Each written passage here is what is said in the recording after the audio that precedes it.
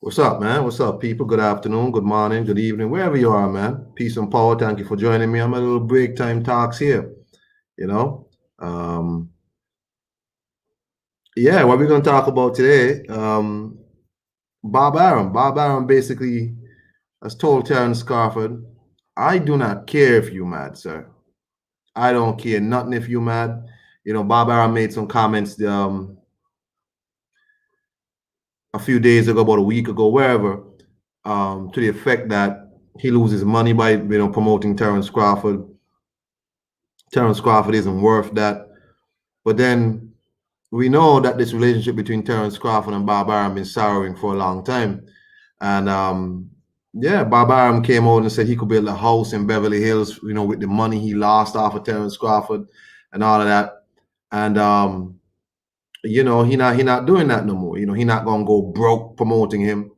And I think this all stems from the fact that I think Terrence Crawford had before written to Bob Arum about his displeasure or whatever. I think his lawyer had written to Bob Arum. So I guess Bob is pissed over that. And because Terrence Crawford is winding down to the end of his contract, I guess Bob Arum has started heaping dirt on Terrence Crawford, started shitting on him. I'm saying, trying to, create a narrative that Terrence Crawford is not worth it. And the truth is, you see some people commenting on the whole thing, agreeing with Bob Arum that Terrence Crawford is the one to blame here because he doesn't market himself. I think I asked yesterday on my live yesterday, who is to blame? Is it more on the fighter? Is it more on the promoter? The truth is, fighters have good opportunities now and all the avenues, all the tunnels, all the paths to promote themselves a lot. But promoters also have their work to do. You see somebody like Eddie Hearn, somebody who is fully engaged in the social media era, who fully takes advantage of social media. Eddie Hearn is active on his Instagram, active on his Twitter, doing all this. Bob Arum is not. Bob Arum is somebody who is quite stuck in the old ways, quite stuck. He doesn't really do much on social media, doesn't do anything on social media unless somebody interviews him on YouTube or something. He himself doesn't really do much. Fighters also have their own channels that they can promote, but doesn't really do that. And that's true. But yeah, man, let me just share what Bob Arum doubled down and said, so you can know exactly what I'm talking about. And it wasn't nice. Bob Arum is pretty much like F Terrence Crawford, pretty much. That's the truth. So let me share the screen with y'all.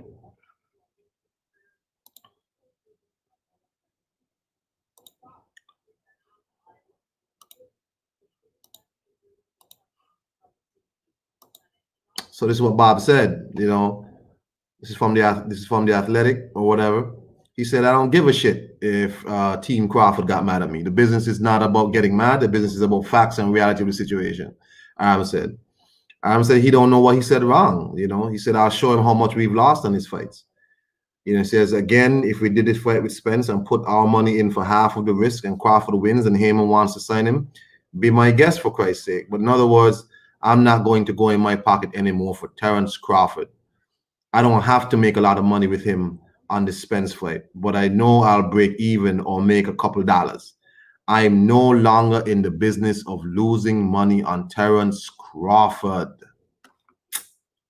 Hell of a thing, hell of a thing. So this is a situation where you have a man who basically is now over it. Dana White came out and pretty much shitted on Bob Arum, called him a scumbag. Basically, let me see if I can find that screen. Call him a scumbag or whatever, and saying, his job is to promote. That's his job. And let me see if I can find it.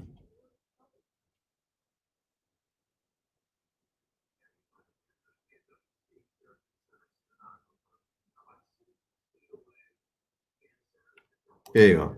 So here's the Dana White comments on Bob Arum.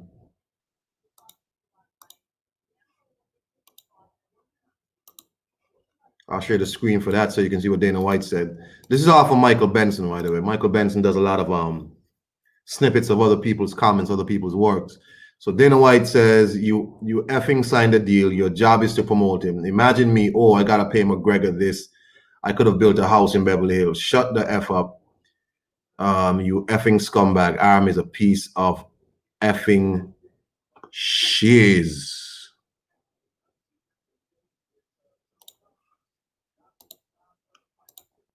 Yeah, basically. Eddie Hearn had also come out on his Instagram saying, Bob Arum's comments were shocking. But what Hearn also said is he kind of sees what Bob Arum said, because for Terence Crawford, if you're, in it for a certain amount of money, you have to make a certain amount of money back. And what he's saying is that at some point you really might have to part ways with him. But what he parts with Bob Arum with, he's not going to shit Terence Crawford. If you have to part ways, you have to part ways, because maybe it's not working out for your business model. So maybe it'll work out for somebody else's business model. But what we see with Bob Arum here is a scorched earth technique, where if I can't have you, then I'm going to try and destroy everything about you, that you're unmarketable, you aren't worth it, you want this, you want that. I think yesterday we were on with Black and them, and Black made a point that Bob Arum's favorite child, Lomachenko, who's even less marketable than Terence Crawford. Bob Arum's favorite child, when he lost to Teofimo Lopez, another person who he said wasn't worth it, right? He lost to Teofimo. And I don't understand how you could say that, because Teofimo Lopez is better for top rank than Lomachenko. Young, strong, stops people in the ring, can box, all of that. But Bob Arum has an affinity for Lomachenko. And other people have said he has an affinity for Eastern European fighters or white fighters. I guess. But Bob Arum, in my opinion, is what he's doing right now is unnecessary. But I guess it's who he is. Terence Crawford knows now where he stands with Bob Arum. He knows where he stands. And I guess if he has one more fight left, who's that fight going to be? Is it going to be a Pacquiao fight? Don't know. Is Bob Arum going to lose money on that fight too? It's unfortunate, but it is what it is. I don't know where Terence Crawford goes from here. I wish him the best, but I for sure know that, I probably wouldn't want to be in a situation that's toxic. Maybe they can work together for a little while longer if the deal is correct, because you don't have to get along to do business. Look at Canelo. Canelo did business with Oscar De La Hoya for a while, and they didn't like him. Well, Canelo didn't like him. Oscar De La Hoya couldn't even come to Canelo's training camps, right? But after a while, you see that fizzled out, and Canelo broke ties with Golden Boy and Oscar, and have gone back to the broadcast of the Zone. So it wasn't really the Zone. The issue was Oscar. So will Terence Crawford now do something similar, where he can move around as he feels like? I wish Terence Crawford the best. I'm not going here to tell him how to do his contract, but for me, I can't work in a toxic work environment. I can't work with somebody who doesn't respect me or who doesn't see worth in me. So he'll have to make his decision, but I wish him the best and all that. So Errol Spence also is talking up, and Errol Spence says, of course, he wants the bigger share of the money. This is on Athletic also. He wants the bigger share of the money. He wants this. He wants that. He says he's the bigger draw. There's proof that he's the bigger draw. I don't know if there's proof that he's the bigger draw, but in my opinion, Errol Spence is a unified champion, and I can't apply the logic that Anthony Joshua was unified champion. That's why he should have gotten a bigger. That's one of the reasons why he should have gotten more of the share in the Deontay Wilder fight. So in my opinion, Errol Spence should get the bigger share of the money. I'm not sure if Terence Crawford is arguing that still, but it shouldn't matter, right? At this point, it's clear the man's a unified champion and all that. You're not, and he's beaten better competition at 147. Just like I believe Anthony Joshua beat better competition at heavyweight than Deontay Wilder and is unified champion, which is why he deserved a bigger share. So if you want to check out all those things, Errol Spence talking, it's on the Athletic, on Twitter or on the website. And that's what he said. But either way, I wish Terence Crawford the best. I don't know if he goes to PBC, he's guaranteed that Spence fight. I hope so. But Terence Crawford, to me, at top rank, it should be an easy decision because that's pretty much done with. Canelo and Callum Smith, I like the fight, definitely. If you go back to any one of my streams when I was talking, people were complaining to me, telling me, oh, Callum Smith ain't this, he ain't that. None of these people at 168 is this and he and that. None of them. None of them have done no legendary shit. However, Callum Smith has the most stuff that Canelo Alvarez can get. People want to tell me about Caleb Plant. Caleb Plant ain't done nothing. He ain't done nothing. You know what I'm saying? All these people at 168 needed each other to do something. However, Callum Smith has more stuff. WBA full championship, Ring Magazine, World Boxing Super Series winner. If you did my if you go on my channel, you'll see a highlight of the 168 champions. At that time, David Benavidez was a champion. And what I did, I listed their accolades at the very start of their segment. And Callum Smith has the most stuff. Number 168 in the world. Ring Magazine champ, WBA Super champ, World Boxing Super Series winner. That's him. Excuse me.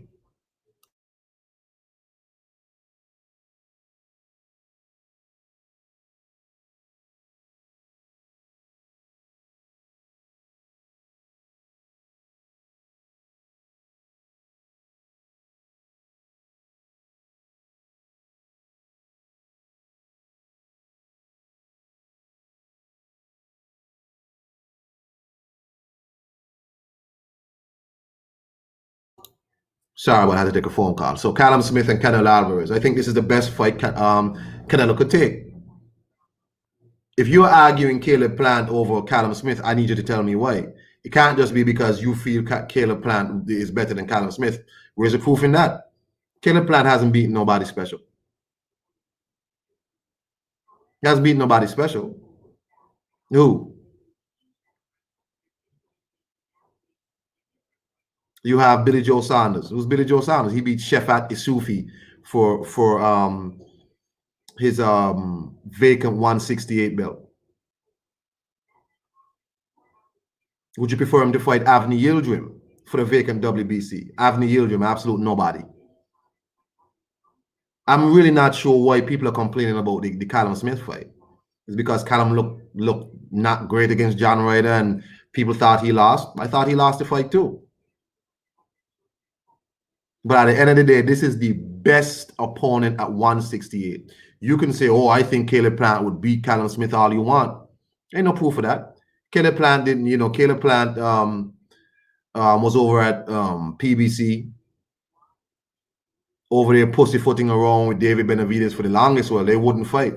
And he wasn't fighting nobody. So this is the best fight at 168.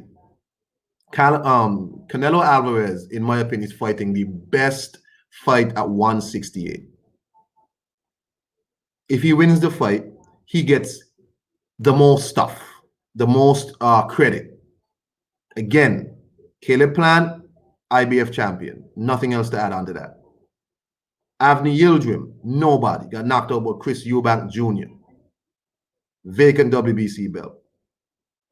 Billy Joe Saunders, a man who really should be at 160, but because he's fat and lazy and can't use auxiliary no more, he's at 168.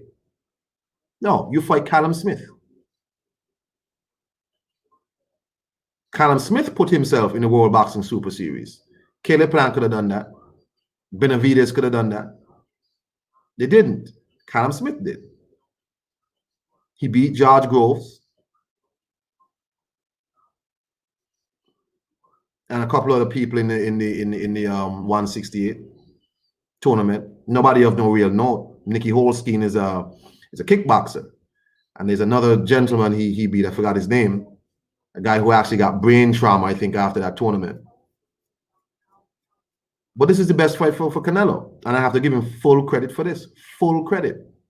You can feel how you want to feel that Caleb would beat Callum or Billy would beat Callum or what. Those are just opinions. But we're talking about hard facts and figures, and Callum Smith has the most stuff.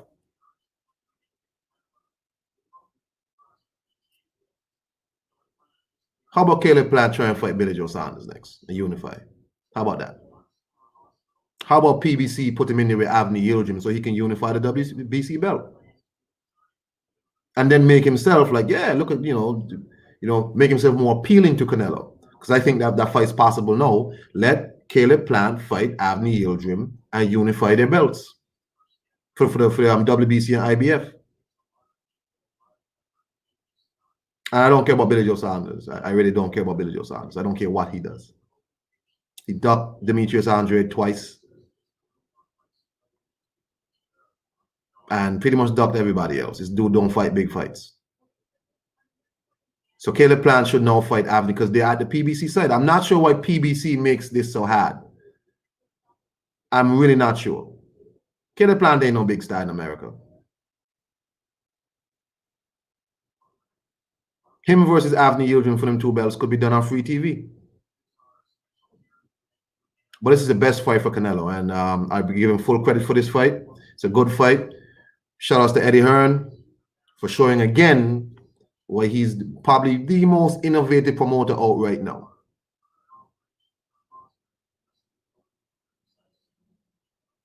Anyway, y'all have a nice day.